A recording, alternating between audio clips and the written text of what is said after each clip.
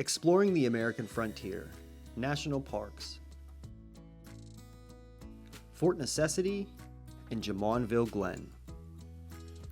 The battle at Fort Necessity in the summer of 1754 was the opening action of the French and Indian War. This war was a clash of British, French, and American Indian cultures. It ended with the removal of French power from North America. The stage was set for the American Revolution. Washington made the journey as a British emissary in midwinter of 1753, going into 1754. He was just 21 years old. French officers politely told Washington they were not obliged to obey his summons, and they were going to stay. Washington returned to Virginia and informed Governor Robert Dinwiddie that the French refused to leave. Even before he learned of the French refusal to abandon the Ohio Valley, Governor Dinwiddie sent a small force of Virginia's soldiers to build a fort at the forks of the Ohio, where Pittsburgh now stands. In April 1754, the stockade was barely finished when a French force drove off the Virginians and built a larger fort on the site. The French called it Fort Duquesne in honor of Marquis de Duquesne, the new governor of New France. That same month, George Washington, newly commissioned as lieutenant colonel, started westward from Alexandria with part of a newly recruited regiment of Virginians. They were to build a road at the Monongahela River at Redstone Creek, present-day Brownsville, Pennsylvania. He was then to help defend the English fort on the Ohio. When Washington reached Wills Creek, he learned the forks of the Ohio was in French hands. He resolved to push on the Redstone Creek and await further instructions. By the end of May, Washington's force was well beyond Wills Creek when the commander of the expedition, Colonel Joshua Fry, arrived there with the rest of the Virginia Regiment. This is amazing. Assuming that's the outhouse.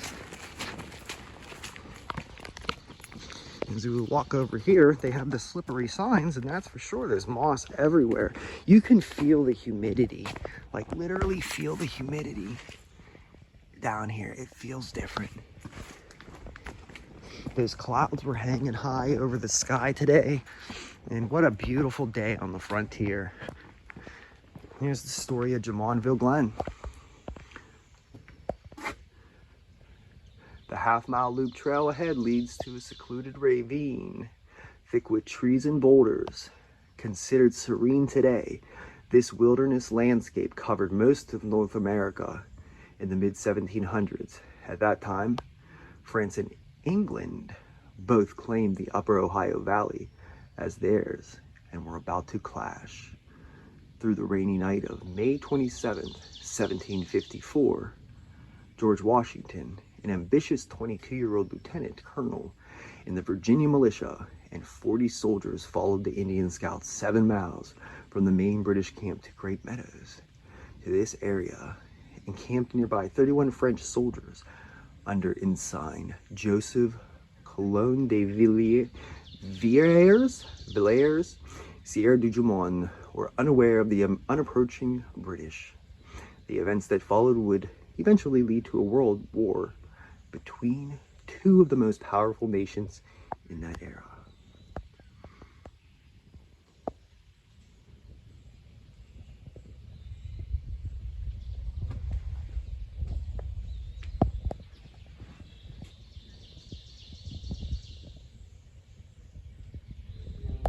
We're gonna check over here. All right, guys, Jumonville to a world war. Does everybody know that the French and Indian War is the first world war? It wasn't just the 7-year war in the Americas, it was happening in this down here. A minute skirmish fought here on May 28th in 1754 had long-term consequences. 1 month later, 600 French soldiers and 100 Indians, Captain Louis Coulon de Villiers, Jumonville's brother, left Fort Duquesne to avenge ourselves. On July 3rd, the French and Indian force surrounded almost 400 British troops at nearby Fort Necessity. We're going to go there next. And forced a surrender. In 1755, the French and Indians defeated Major General Edward Braddock's larger British army at the Battle of Monongahela. Tensions between the powers increased, and in 1756, they officially declared war on each other. The French and Indian War, also called the 7 Years' War in Europe, 3 oceans before it ended in 1763. Walpole wrote, "A volley fired by a young Virginian in the backwoods of America set the world on fire." And there's Lieutenant George Washington. He signed this document below before surrendering Fort Necessity to the French on July 4th in 1754. Later, he found the document included a statement that he had assassinated Jumonville here on May 28th, causing an international uproar. 2 years after the attack in these woods, now called Jumonville Glen, England and France declared war. This painting by Benjamin West symbolizes the 3 parties of war of North America. British officer William Johnson, hey, we are doing a thing on William Johnson right now, prevents an American Indian from killing French officer Baron de Cal after the Battle of Lake George in 1755. So William Johnson was a great Indian peace negotiator. One of his skill sets was that he was able to go into the Mohawk and Iroquois tribe and really negotiate with them well. Had Johnson not died before the war ended, it may have ended differently because he was that good at kind of like talking to everybody. Let's go explore these trails. There's a trail here. We could go off the trail. Let's go find our friends. By late May of 1754, Washington had reached a large natural clearing known as the Great Meadows. He made his base camp there. The grass there could provide food for his animals, and the water was readily available. Soon after he arrived, he received word that a party of French soldiers was camped in a ravine not far from his position. On the stormy night of May 27, 1754, Washington and about 40 men began an all-night march to confront the French and learn their intentions. They traveled through the woods so dark, the men sometimes spent nearly half an hour just trying to find the trail. About dawn, Washington met with a friendly Seneca chief, the Half-King, and made plans to contact the French camp. As the French commander had not posted sentries, Washington and his men easily surrounded the unsuspecting French. A shot was fired. No one really knows by whom, and soon the peaceful glen was filled with the crash of musketry and the sulphurous smell of powder. The skirmish lasted about 15 minutes. When it was over, 13 Frenchmen were dead and 21 captured. One escaped and made his way back down to Fort Duquesne. At the forks of the Ohio, Washington's casualties were 1 man killed and 2 or 3 wounded. I unfortunately escaped without a wound, for the right wing, where I stood, was exposed to and received all of the enemy's fire, and it was the part where the man was killed, and the rest of the wounded. I heard the bullets whistle, and believe me, there is something charming in the sound. This is why it is so slippery right here. This is a good example of just what I've noticed whenever I go into the woods, man, is this beautiful mossy stuff. It is one of my, I guess, like secret loves. But I think it's so cool. It's like fish tanky.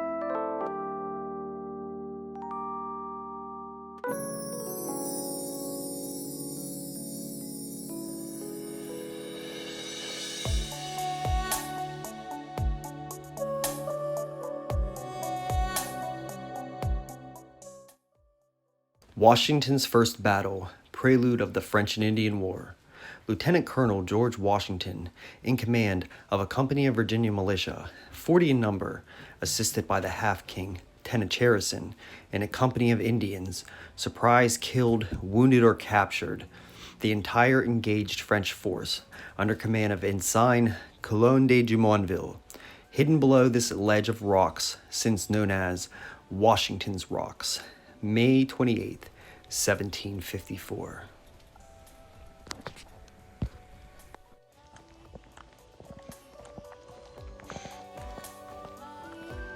Come on, dude.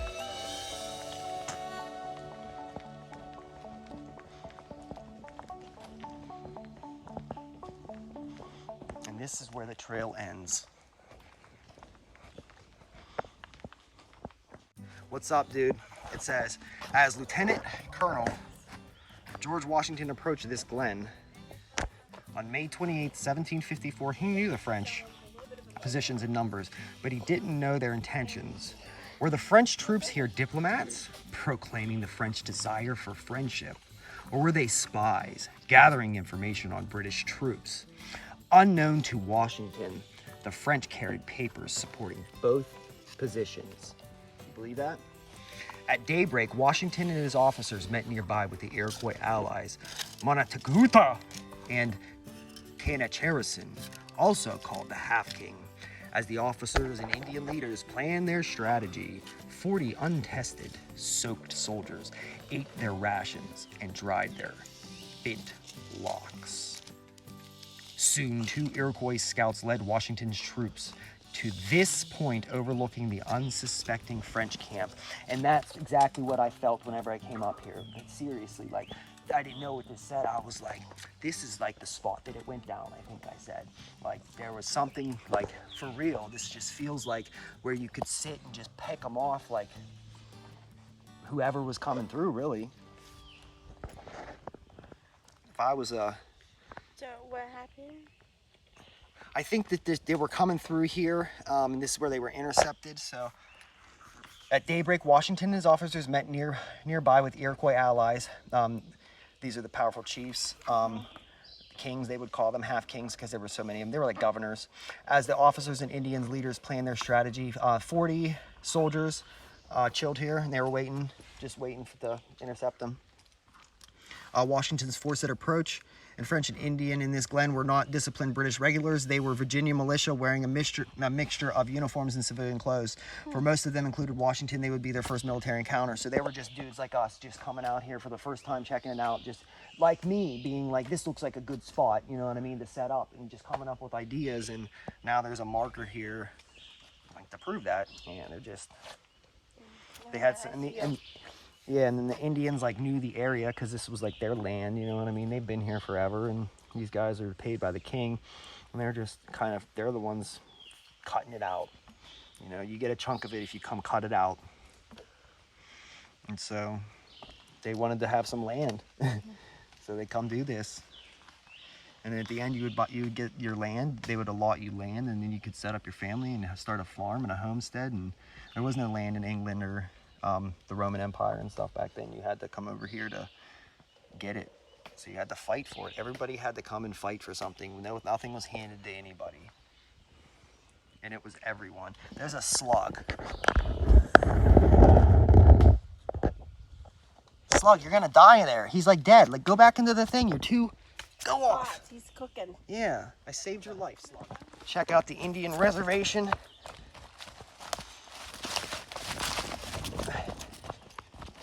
So we're gonna explore down into here a little bit more without the fellow campers. And we'll check out what's going on down inside of Jumonville. I get lost very easily. I get too excited, and whenever I come out into the woods, so, I just ran into a spider web. But, there's another one too. Holy moly. So I'm glad I wore some proper footwear here. You know, this is definitely cool. I think I see another sign coming up here. So anybody who you want to come down here, it doesn't look like much. It's just an exploration trail. I think what they said is, you know, we're going to Fort Necessity. We'll go check that out. But Jumonville Glen, I don't know much about. I need to get more into. I didn't know anything about it. I came here at the beginning of the season, and we went to Jumonville and climbed the cross. I'll put that up in here, maybe. But and that was awesome. But I heard that this was like a bloody battle or like something. I don't know. That's what I want to learn. Look at that. Let's change this around. Now you can get a good picture of like whenever you walk up on here. Holy moly. Wait till you see this. This is cool. This is cool. Wow. So like you come up and we're walking through these woods and look at that. Look at how you gonna, if they're sitting up there. Oh, I'm an enemy. Surprise attack, exactly. Here about 7 a.m. Most of the 32 French camped here and prepared breakfast. They were just arising. Suddenly the French saw enemy soldiers at the edge of their camp, called out in alarm, and they ran for their muskets stacked nearby. Lieutenant Colonel George Washington ordered his men to fire, and their volley was echoed by Captain Adam Stevens above the glen. Confusion reigned. The French soldiers tried to escape down the glen, but when they encountered the Indians with tomahawks, they ran toward the British with their hands in the air. As Washington accepted the French surrender, some Indians continued to scalp the dead and wounded. They wanted to take the prisoners too, but Washington refused to release them. When the attack ended, the British had suffered 1 dead soldier and 2 wounded. 10 French soldiers lay dead, including their leader, Ensign Joseph Colon de Jumonville. Although 21 were captured, 1 man escaped barefooted and walked 60 miles in this to Fort Duquesne, present-day Pittsburgh, to report this incident that became known as the worldwide the Jumonville Affair. Wow. So that's where we are. Captain Stephen? That's my name. Hey, of the 32 French soldiers encamped here, there were 21 escaped. British casualties were wounded. Following day, Washington wrote the following day, "I can with truth assure you I heard bullets whistle, and believe me, there was something charming in the sound."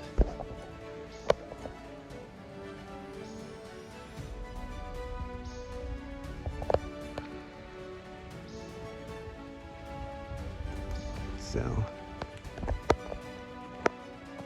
I would love to head back on the trail, but I think we're gonna cut this one off for Jumonville.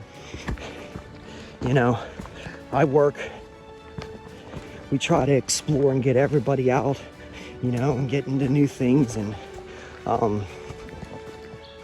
just trying to, you know, expand people's horizons to get out and, you know, be frontiersmen. I think what the frontiersman is somebody who is willing to take his own life into his own hands and not wait for, you know, for permission.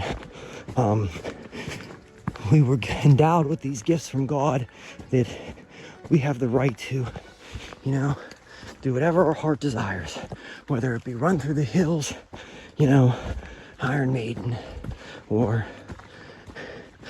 stay back and be safe in the kitchen. That's your priority. If you want to stay back, and I'll come out and grab it for you, man, because I got exploring in my blood. Let's take this route. So this is a cool path. There's an Indian or a French soldier coming up here. Oh, there's a natural staircase. Oh, wow.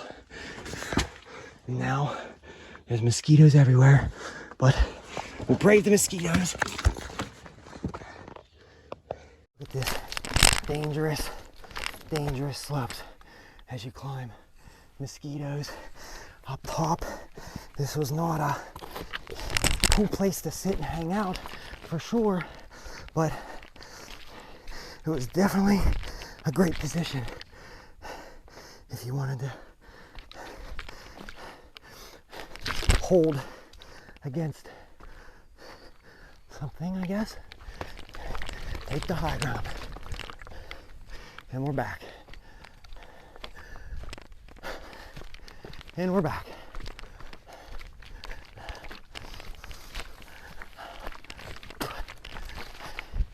All right, guys. Well, that was Jumonville Glen in the circle.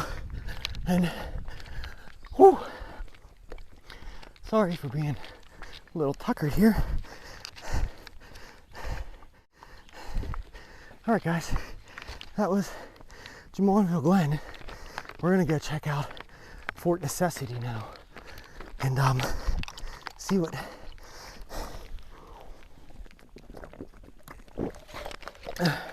See what they got going on over there. Found this awesome canteen. It Smicksburg. It's pretty cool. I don't know. Looked like it was my style, so I picked it up. Canteens hold a lot more water than I suspected. So we think we're good. It's better than carrying a 20-ounce water bottle around. That's for sure. I thought that tree was pretty cool. So the Donner Party has abandoned me, and I am exploring, man. I didn't get into this till in my 30s. So don't waste time. Don't be afraid. Be yourself. You know, I think I was afraid that people were gonna think I'm weird because I like to wear raccoon skin hats and be a cowboy, you know, and stuff. And, you know, I don't care. Frontiersman. You know, be who you are. Don't try to fit in. Just explore.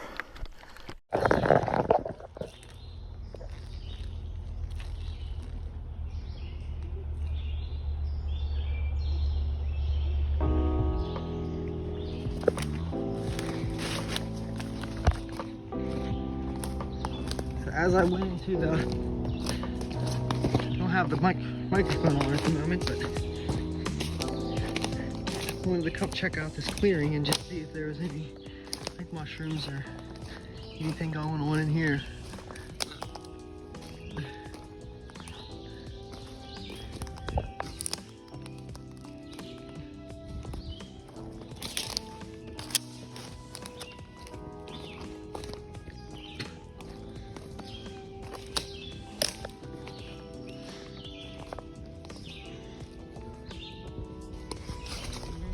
Look at this gigantor.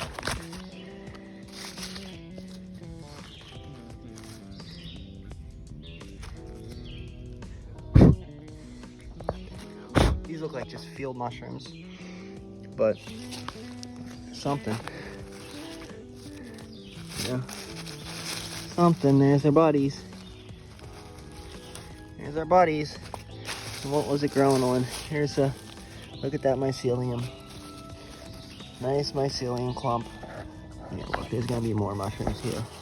That was a nice mycelium clump there. So we're gonna have a bunch of little babies growing. That's beautiful. Let's take our friends. Go home.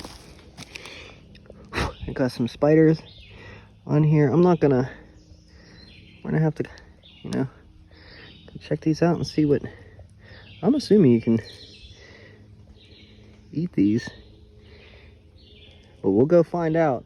Don't eat anything unless you know an expert. I have a buddy who knows more about mushrooms than I do. I'll go talk to him. That's what he does. He does mushrooms. He's certified by the state, so we'll talk to him about these. But that's a cool find. Some nice guys. I can dig it. What else can we find here? You know, I should have brought my pack. I could have tossed the mushrooms in and had my hand free, but I don't want to venture too deep. There's a nice stump. There's a mushroom there. They got to him already. He's already gotten to.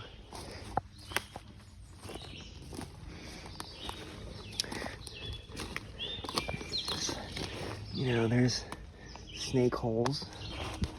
There's so much going on right here in this stump.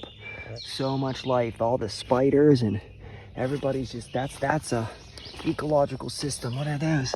I would like, does that they look like termite hole? What is that? Anybody know? But that's a built thing. Something's in there for sure.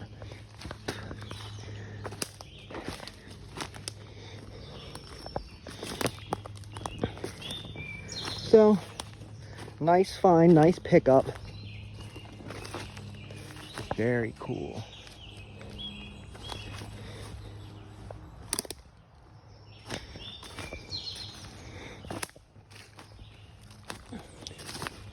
Gotta watch poison ivy. Watch where you're walking.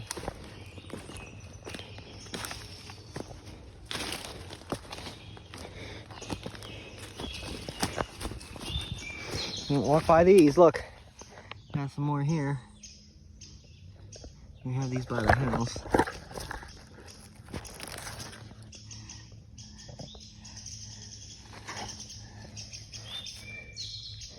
Turkey tail.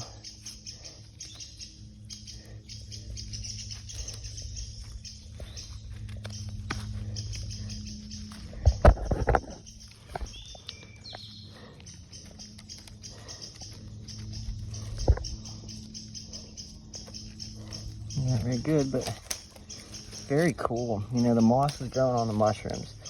That's fantastic. Just a feel of these. Don't go picking mushrooms, you don't know what's up. Things out here are, you know.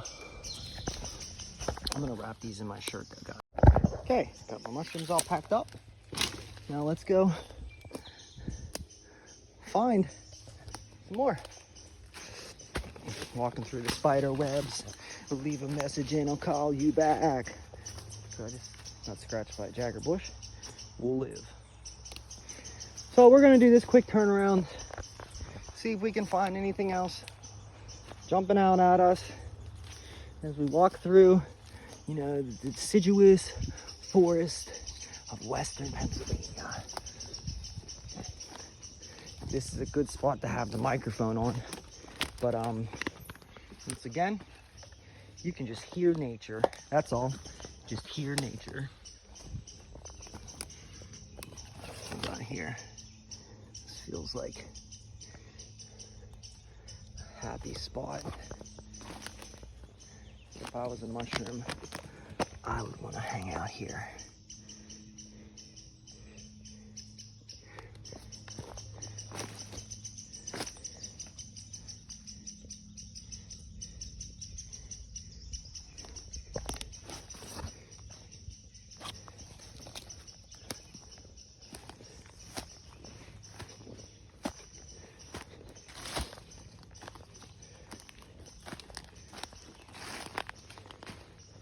Okay, let's head on down the road then. Get back out there and explore, guys. No more mushroom hunting. Collected the day's bounty, and you know, sometimes you just can get what life hands you and you be happy. So it'd be cool to find, you know, something different. There's some right there. Let's take him back as a sample, a living organism. You know,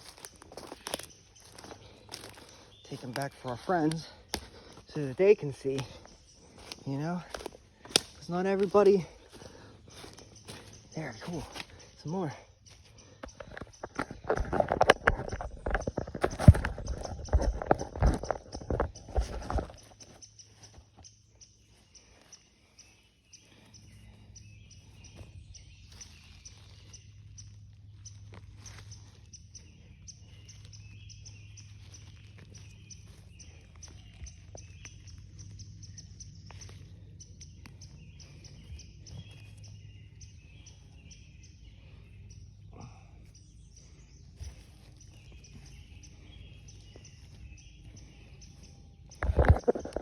Cool, man. See what God does? You just relax and just, he says, be like the birds and just get out there and explore, man. Everything is provided for you.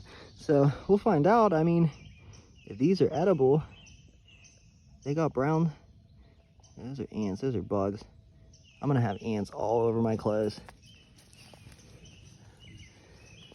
So but that's okay, you know. Hopefully they're not ticks. Hopefully I don't have any ticks. You know, if there's a tick, we'll brush it off. You know, we'll have them look me over. This is a big one too. That's just the nature of shit. If I go out with a freaking tick, that's just the way of life, man. I don't know what to say. But I know some guy who had Lyme disease, and he was not too happy about it, that's for sure. All right, that's enough for me. Back out to, maybe we'll stop at General Braddock's grave and then out to Fort Necessity. But the fields of Jumonville are full of all kinds of surprises. Come on out and explore. Get yourself a shirt full of mushrooms to take back to show everyone. All right, guys. So, you got the bounty. It's not Indian scalps, but scalps. Indian scalps. But we got what we came for. And let's go show the girls.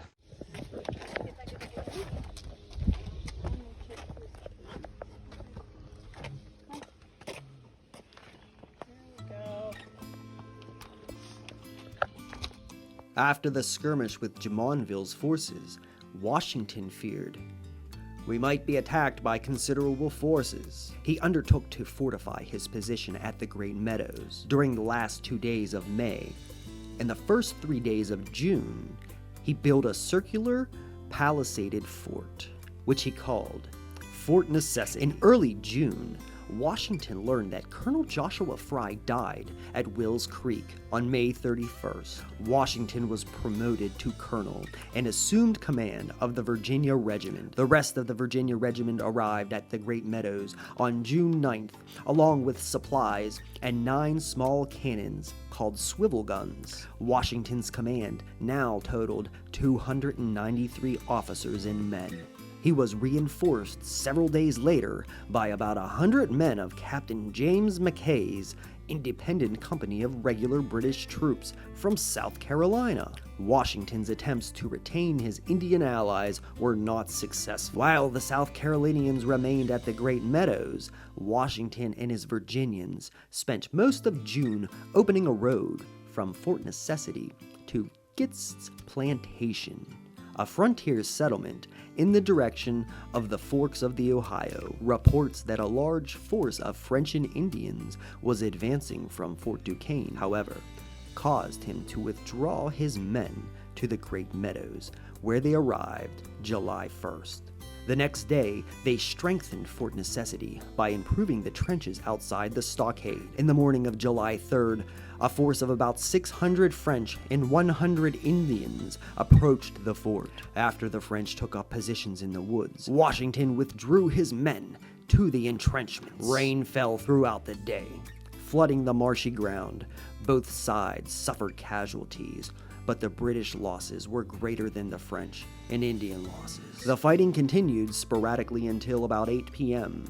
Then Captain Louis Coulon de Villers, commander of the French force and brother of Jumonville, requested a truce to discuss the surrender of Washington's command.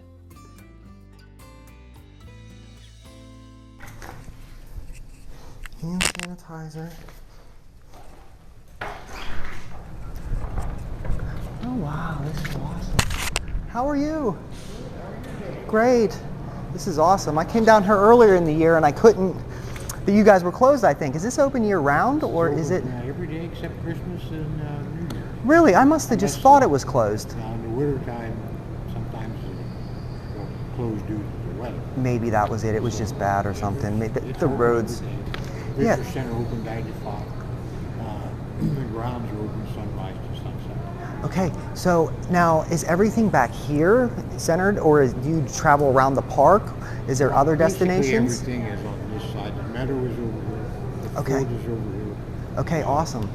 And is this like a diorama of the layout? The diagram here is the fort, the day of the battle. This is what, so we go out to the meadow. Okay, That's what the fort's going to look like. that's The awesome. fort, as built, is nothing more than a storehouse. Okay, Washington is building a road. He's not intending to fight a battle here. great. His mission is to build a road across the mountains. Okay. And he comes into this meadow here in about around May 25th. He sees it as a place to build a supply camp. Okay.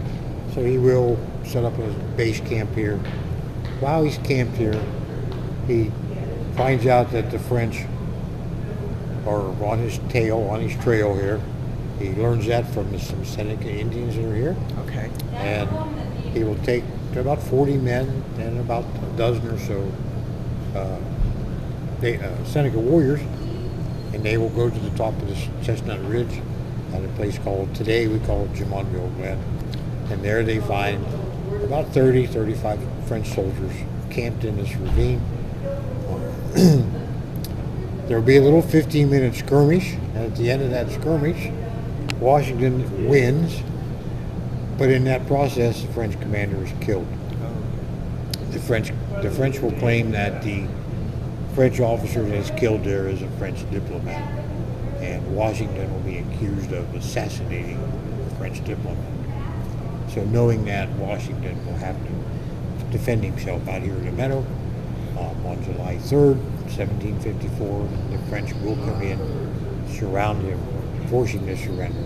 Oh, really? And he signs a surrender paper confessing to the fact that he's an assassin without knowing what he's really signing. He has a very poor translation of the surrender document.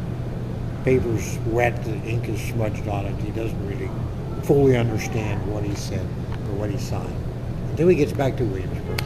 Yeah. And then French will, of course, take that. They'll use it as propaganda around the world. Right. Look what the British are doing in North America. Right. The British not going to care much for that idea. So that will start the conflict, French-Indian War. 1755, the British will send the army over here with under the command of General Braddock. His mission, of course, is to finish what the colonials couldn't. They're going to drive the French out of the Ohio Valley. Well, that does not end well for Braddock either. He is soundly defeated up at as he tries to cross the Monongahela River, about 9 miles from Fort Duquesne. He suffers about 900 casualties. He's wounded, and he dies on the retreat, and he is buried just about a mile from here, up at the Braddock Monument. And that really, those two events will, next year, 1756, war is declared between France and England, and French-Indian War officially begins. 7-year War officially begins. So, with the killing of Braddock, then that's kind of like the last straw. And well, that was kind of the Braddock campaign really sets in full motion. Okay. The events that take place here. Excellent. That's really interesting. That was an awesome story. It's you have a 20-minute film. I don't know if you get interested in that. The next showing will be at 12:30. 12:30? Okay, yeah, we might just. The museum behind you here is a self-guided tour. Push the buttons and they'll tell you the story. Coming out of the museum is another piece of that we talk about here, and that's the National Road, first federally funded highway. So, William Ogden, right? Or William Ogden, I think, National Road. National Road, I'm not sure who that person actually is, but I was... The major highway, was it, or the trains, or highway? National Road was built in 1811. Okay. George Washington, as he becomes our president, leader, he recognizes our country is divided, not north and south, but east and west. Okay. And we need some way to connect these together, because anybody living west of the Allegheny Mountains is going to find other ways to... Right, so I get it. So to unite the Union, National Road was a really big deal. National Road was a good deal. Okay. And construction started in 1811. 1818, it was complete from Cumberland, Maryland to Wheeling, West Virginia. Okay. And then it went on past that. Supposed to end at St. Louis about 1835 or so. Congress refused to fund it, so it stops in Vandalia, Illinois. Oh, okay. And then the trains sort of take over, but it comes back to life again with the invention of the automobile. And much of Route 40 follows the National Road. Oh, is that National Road 40? That's Oh, National excellent, Road. cool. I never knew that, so I didn't know if it was 66 or 40, if they kind of blended into Lincoln Highway and National Road. So those are two different roads. There's two different roads. Lincoln Highway is Route 30, I believe. Oh, okay, cool. And if you follow the Lincoln Highway here in Pennsylvania, That is the route that General Forbes takes when he comes in to actually capture Fort Duquesne. Oh, really? So Excellent. Route 30 will follow pretty much General Forbes' route. Don't know much about Route 66, but Yeah, no, that's great. those two, Yeah, those that's two great. roads do cut through Pennsylvania. Yeah, that's great. In fact, Route 40 or Route 30 passes by Fort Ligonier, just up the road from here. Yeah, my buddy was working on something up there. I'm gonna have to go check that out. I guess that was a big battle then too. Well, it's not a battle, but it is a major French and Indian War fort. So what were they doing at the forts then? Just like is that was just like That- from the Fort raids and Ligonier- stuff, maybe just safety Yeah, or a it's trading kind of a post? staging area for troops. Okay. Fort Ligonier is a major supply base. Okay, so it was for troops Yeah, and it was- stuff, yeah. but they were just stationing them and You holding can, them and.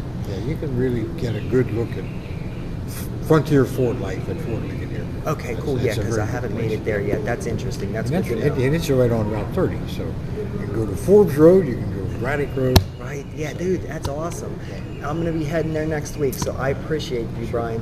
Do you mind if I use this on YouTube for my channel, Exploring the fine. American Yeah. Frontier? Yeah, That sure. is so spectacular. I'm gonna give you one of these. Yeah, that's fine. That's so cool, and I appreciate you. Yeah, Thank you so very much. much, That's a wealth yes. of knowledge. Okay. Near midnight, after several hours of negotiation, the terms were reduced to writing. Washington and Mackay signed the multi-part document. The British were allowed to withdraw with the honors of war, retaining their baggage and weapons, but having to surrender their swivel guns. Washington surrendered Fort Necessity to the French. One clause stated that Washington was guilty of the assassination of a French officer, Jumonville. He denied this. He said the translation he had been given was not assassination, but death of or killing. In any event, the French used this propaganda to great advantage in efforts to discredit the English. The British troops left Fort Necessity for Wills Creek on the morning of July 4th. From there, they marched back to Virginia. The French burnt Fort Necessity and afterwards returned to Fort Duquesne. The following year, Washington joined another British expedition to the forks of the Ohio under the command of General Edward Braddock.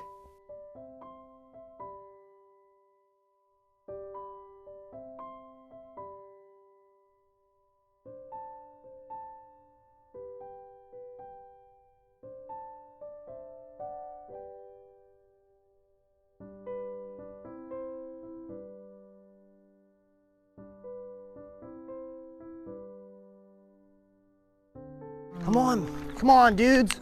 Let's go explore.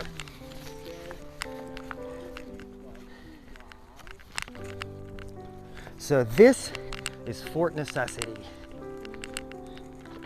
Just a little fence. Apparently I have Fort Necessity at my home because it looks about the same condition. But what kind of tree is this? It's a protected tree. Anybody knows what this is?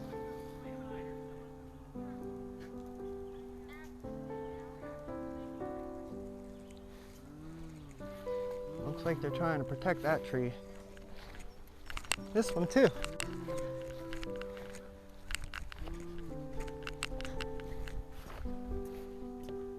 Yeah, I'm curious if anybody knows what kind of tree these are and why they're being protected. So maybe the 1754.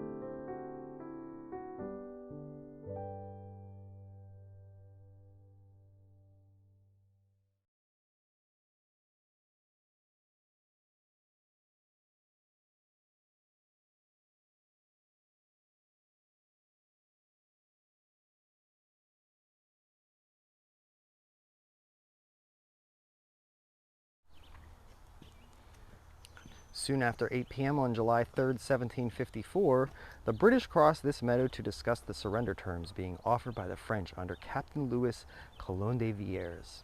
The timing was fortunate for the British, as about half of their 400 soldiers were sick, wounded, or dead. Surrounded by some 700 French and Indians, they had little chance of escape over the next 4 hours. French and British officers negotiated the surrender details.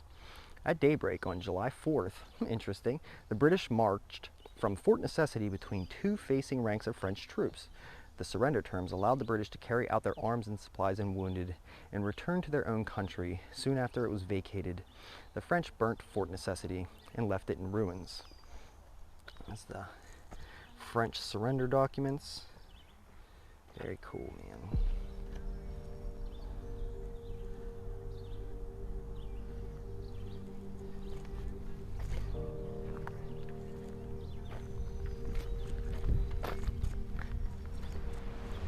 I think this is where they hold people sit and they do reenactments, I'm assuming.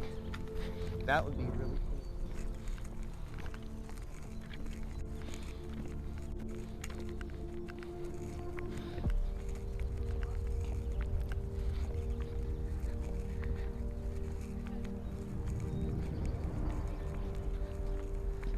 Please stay off earthworks. Oh. I thought it said earthworms. Look, there's a cannon. So stay on the trail. They want the grass protected, apparently. So there's a flag. What? Yeah, so here's the entrance to the fort.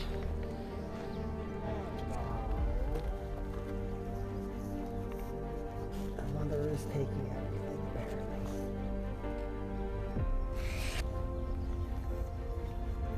Cool, brother. Look at the mushrooms.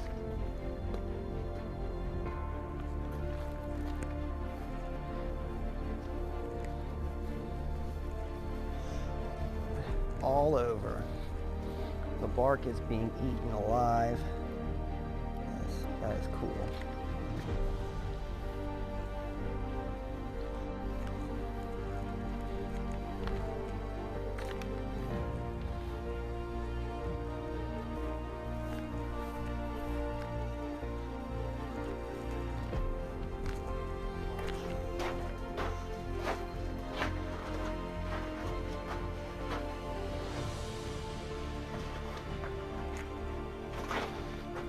So this would be your little hedge of protection. You feel safe in here.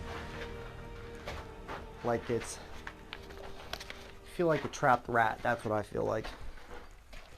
But I wouldn't be getting, there's something in between me, you know. And I have a muzzle loader, rifle, and I could stick it out of here and, you know, shoot out at somebody and they can't get to me, so it's better than nothing.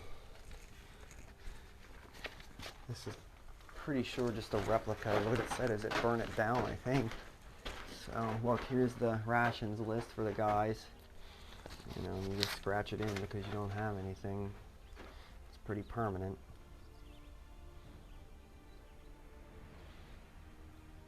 Lots of gunpowder.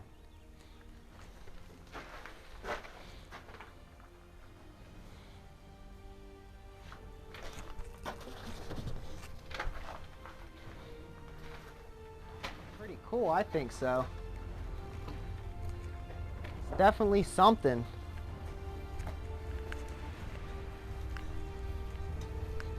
As we walk around, there's the big hole. That had to be built to like kind of, you know, get out and get your weapons out and shoot. I don't know. Maybe you just get some air, some vision. This one's a little tighter.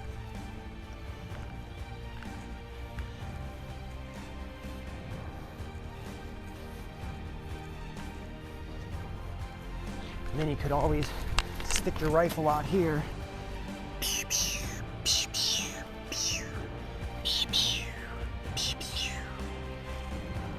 Oi, French! Get out of here. We want the land for ourselves. Butterfly garden. What's up? Where are they? Yeah, but I don't want to hurt them. What are they? You know? They're eating? Yeah, they're eating, huh? They like something. Do you see the mushrooms eating the trees? The wood? Look. Oh, yeah. Eating all the bark. You gonna walk the outside? This is where they'd be coming. There's some divots. These are always some, you know, low-lying points. Send some men out here on the ground, you know. Come on, bud. Hop down. This is what it would be like if we're camped. You know what I mean? Get your rifle out. Get your pretend rifle out. Yeah, this is a rifle.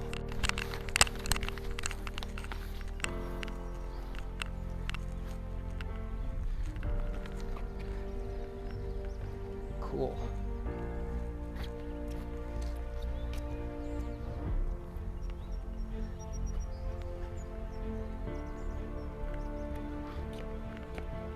So that's Fort Necessity. Cool.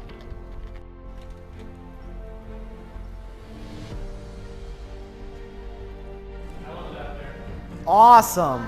So,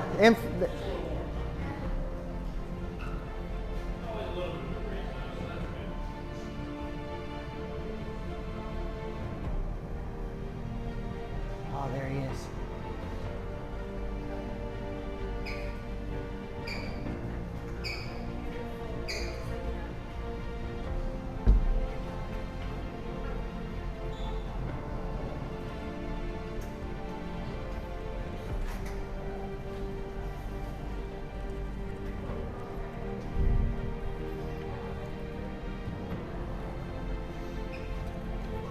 You got mycelium on that log. Huh. See, she's everywhere, man.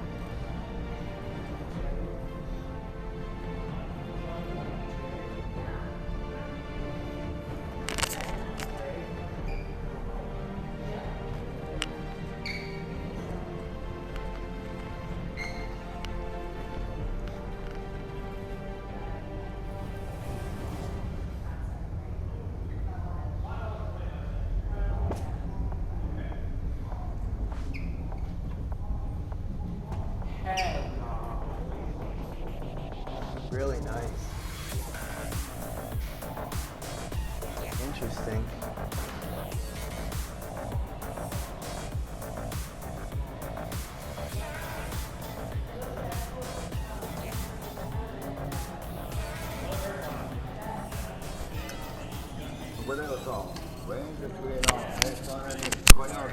Brethren, you came a great way to visit us, and many sorts of evils might have befallen you by the way, which might have been hurtful to your eyes and inward parts, for the woods are full of evil spirits.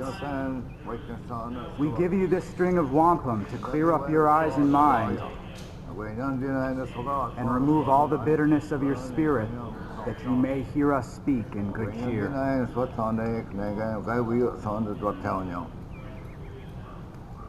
Journeying to this spot in 1754, you would have traveled through dense forests that contained many dangers.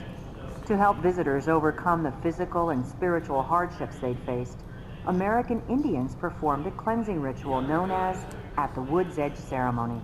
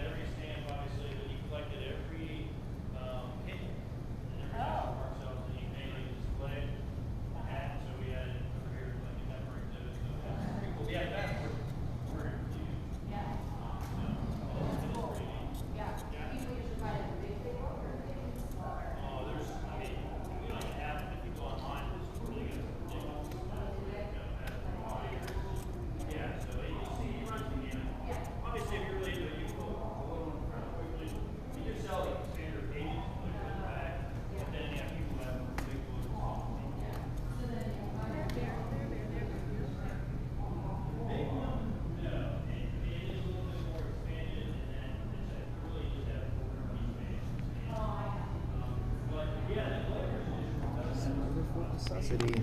Surrender Fort Necessity. The Virginia Regiment met trouble from the start. After attacking a French detachment in May 1754, the inexperienced Washington built a fort of necessity, but he placed the small stockade in a low field surrounded by bushy heights. Fort Necessity offered little defense against the overwhelming French and Indian forces. Washington surrendered after a day-long battle, returning home on July 4th and resigning from the Virginia Regiment. So everybody loses, even the greatest.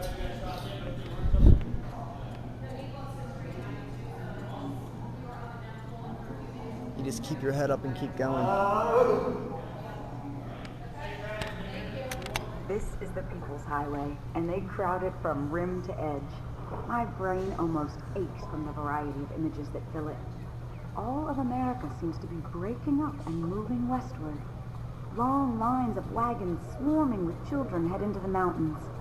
And going east, we come across vast droves of hogs, with at least 1,000 animals on their way to market. The route is in excellent shape, and the horses almost seem to fly. Going so fast, we're barely able to keep our seats. Just a few hundred yards from here, traffic bustled along America's busiest road in the early 1800s. It was a key route west for settlers, and a major route east for farmers and merchants. This was the first federally funded highway built by the United States government. It became the road that made America a nation.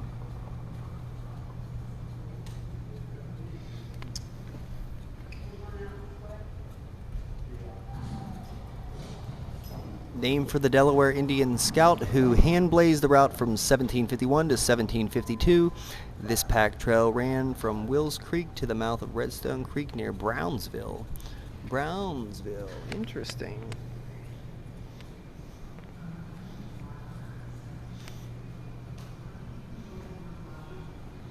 So you can come through and hear some of these stories. I'm not going to go through them all. I think Brian literally told us all of them, so... Very cool stuff. This is where we were in Jumonville.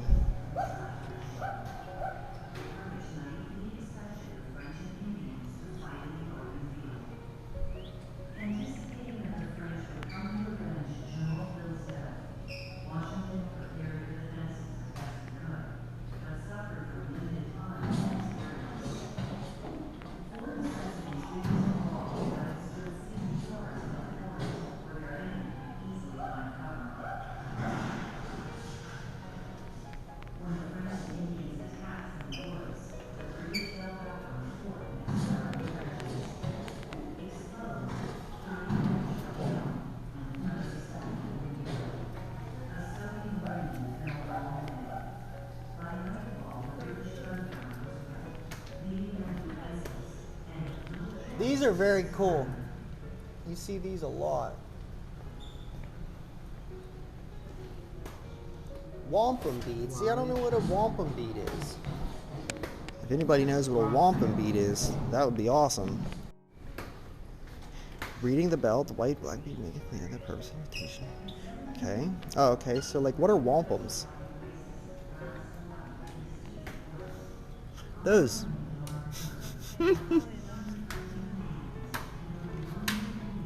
But, like, how do they come out? You know what I mean? Like, I don't know.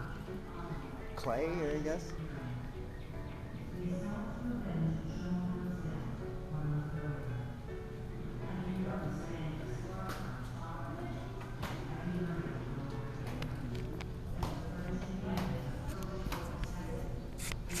Oh, look, a beaver pelt. Does a beaver make a great hat?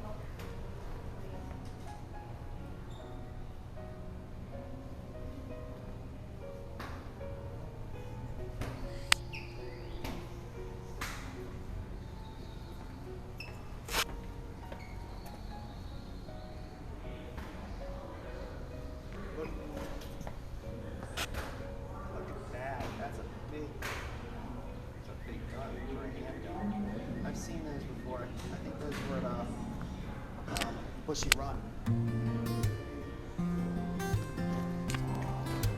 What are these? 7 and 8. Musket balls. Wow. Those are musket balls. That's cool. That was like.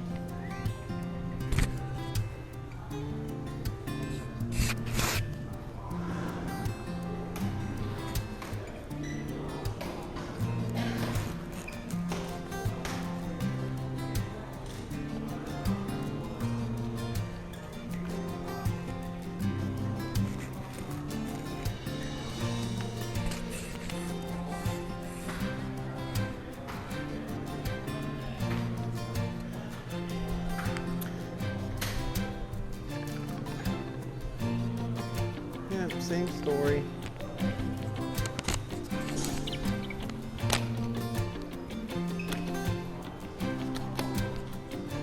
On the morning of July 3rd, 1754, 22-year-old George Washington marched his troops out of the town to await the advancing French and Indians. He led 400 fighting men, a combination of regular British soldiers from South Carolina and another group from Virginia. He did not have a single Indian on his side that day. The British naively expected the French and Indians to fight in the open field. Anticipating that the French would come to avenge Jumonville's death, Washington had prepared their defenses as best he could, but suffered from limited time and experience. Fort Necessity's biggest flaw was that it stood 60 yards from the forest, where their enemy could easily find cover. When the French and Indians attacked from the woods, the British fell back on the fort and its surrounding trenches. Exposed, 30 British were killed and another 70 wounded. A soaking rain fell all day. By nightfall, the British gunpowder was wet, leaving them defenseless and with little choice but to surrender.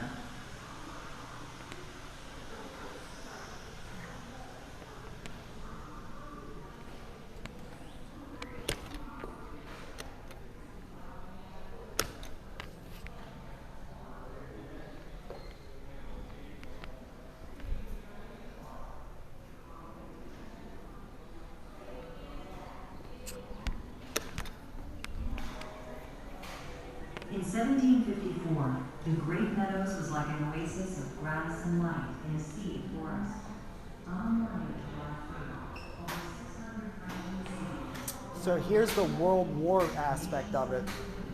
So the war for an empire, right?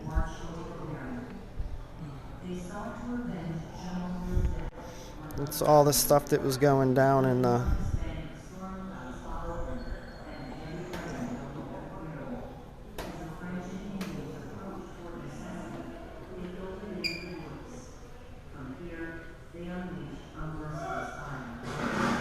Asia. Plassey. Wow, okay. So like, what is that? The Philippines, it looks like? Maybe in India. Indonesia. And then the price of peace. Great Britain and France finally declared peace on February 10th, 1763 with the Treaty of Paris. Very cool. Look at this. Leaders of the world. Gibraltar. So that was all the places that they were fighting. Senegal, Barbados, Grenada. These little islands. In Spanish, I'm assuming they were just like there's resources down there, I'm assuming. So they just wanted them resources. There's King George III, oh noble king. After the French and Indian War, King George III supported several policies that rarely served for their intended purposes. Instead, the policies fanned discontent among many colonists. Yeah, from what I read, this guy was a jerk.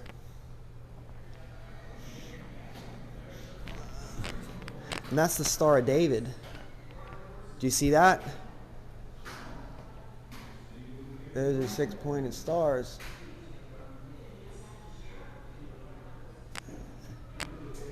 The road to the Revolution. The aftermath of the French and Indian War set in motion a series of events that led to the American Revolutionary War. By the end of the French and Indian War in 1763, the American colonists unquestionably considered themselves to be loyal subjects of the British Crown. After all, they had fought, bled, and died alongside them in order to sweep French out of North America. But that feeling of partnership and loyalty slowly began to dissolve as Great Britain started taxing the colonies in order to help them pay for its swollen empire. During the 1760s, disillusionment among the colonists grew. By the 1770s, it turned into fear, suspicion, rebellion, and finally, war. In 1783, the Revolutionary War ended. The Americans, led by George Washington, defeated the British and gained control of new territories, extending from the Alleghenies west to the Mississippi River and from Canada south to Florida. The young United States government would face many challenges, including finding new ways to build roads that would tie the new nation together. And that's where National Road and the story, it's hard to get through. Life surely was different before it was built, that's for sure. Interesting. Secretary of the Treasury, Albert Gallatin, crafted a deal that didn't settle the debate, but at least offered a compromise. Under Gallatin's plan, the federal government would pay for the road, not with taxes, however, but from the proceeds of land sales in Ohio. The nation must devote its financial resources to cement the bonds of the Union. Starting in Cumberland, Maryland, in 1811, crews began to carve out and lay down America's first federally funded road. By 1818, they reached Wheeling, on the banks of the Ohio River, at a cost of $13,000 per mile. Some, such as Thomas Jefferson, There he wanted the is. road, but voiced a familiar Look at that hair. that it could become a port Thomas for Jefferson Ohio. had some hair, man. As a source of boundless patronage, a bottomless abyss. Is he redheaded too? It will be the scene of I think so. among the members of Congress who can get the most money wasted in their state. Very cool. And many other advocates, the national road might pass through just a few states, but it would benefit the entire country. The most stupid are sensible of the benefit of a good road. We should look at the whole system when we contemplate a nation. The decision involves the future destiny of this growing country. The road pushed on into Ohio, Indiana, and Illinois. Covering over 500 miles, it cost just under $8 million. As construction and maintenance costs mounted, the debate over local versus federal responsibility flared up again. President Andrew Jackson was firmly in favor of handing the road over to the states. Government's true strength consists in leaving individuals and states as much as possible to themselves. The destruction of our state government's control over local concerns would lead directly to despotism. But many of the states didn't want to take on the financial burden. Gradually, the federal government turned the road over to the states, and to pay for its upkeep, they built toll houses. By 1840, the road bustled with activity. More than 200,000 people traveled the national road each year in its heyday, with thousands of wagons passing along every day. The national road was the artery through which the lifeblood of America flowed. It was the first road that America built, and it became the road that made America.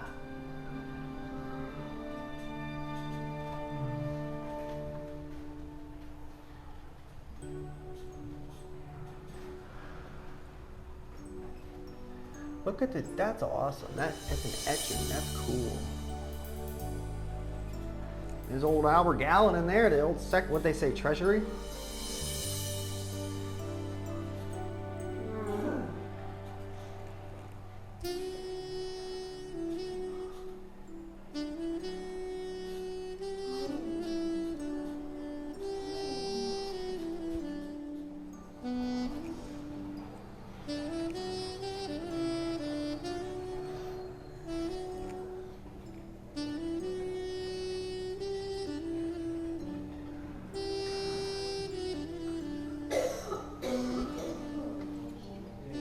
That's what my pap was doing now.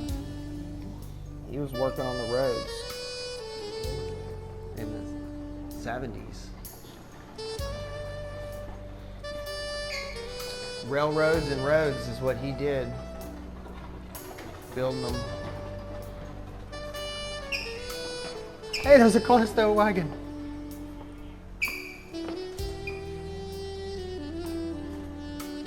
Ooh. What are they doing?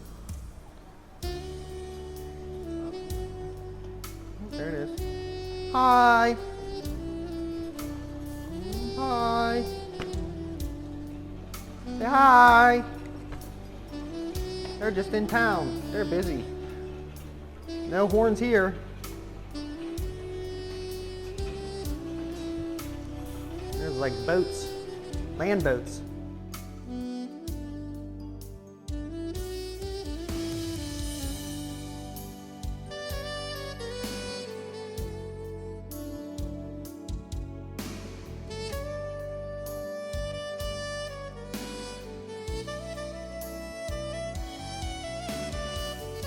Interesting.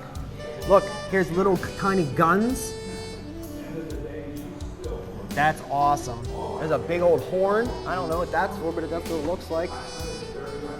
Is this I don't know what that is either. What is it? It's yeah, it's an oxen yoke. Yep. So they put the cow's heads in there, or the horse's heads in there, or the cow, whatever it is, ox. Old stuff.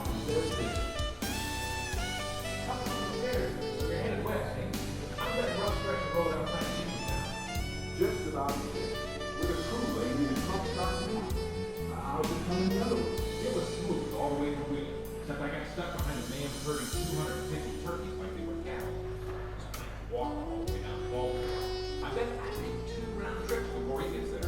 Well, it's a lot easier moving banknotes and loans than live animals, but you hear about tolls along the way. They're gonna raise them again. What? I'm already paying 12 cents to get my stagecoach through. That's highway robbery, if you ask me. Someone's got to pay to fix up the ruts your wheels carve in the road. Should it be me? All I'm saying is that I'm just trying to make a living. And the government's always angling to take a piece of it, aren't they? You got that right.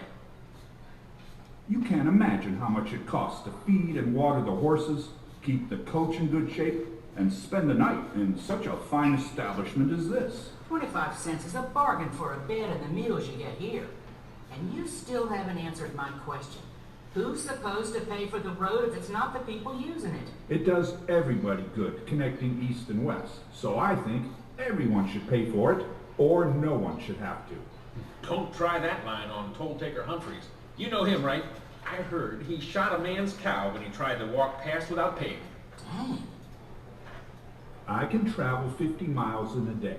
That's it. So if my expenses keep going up, I'm gonna have to take on extra riders, pack a middle seat into the coach, or hang it up and move west. Join the migration. I heard Skinner sold his farm and got land in Indiana. Yeah. The buyer offered him 50% more than Skinner paid just 3 years ago. Right on the road, and he plans I think to they're take drunk. the They're not gas going to stop no talking. more than 3 miles from here. Thinks he can drive me out of business, I suppose. We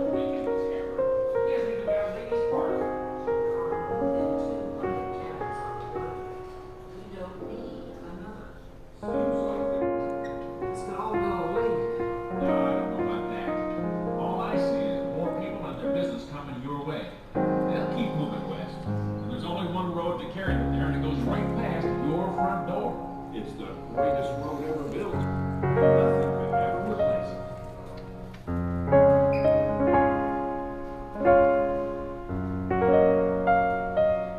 Well, apparently they do stop talking. Maybe I was wrong.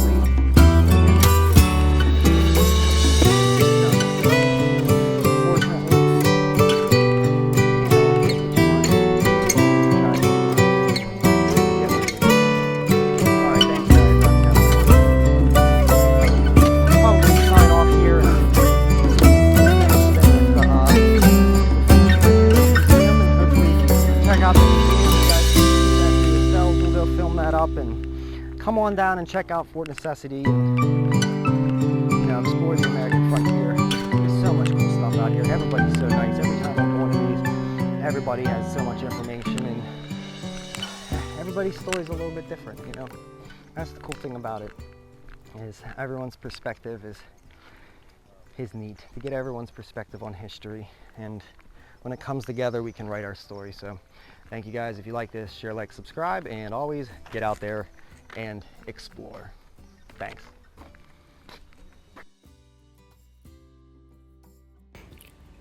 Be one of the first to comment, and I will send you one of these awesome Fort Necessity memorabilia, patches, pins, and stickers, postcards.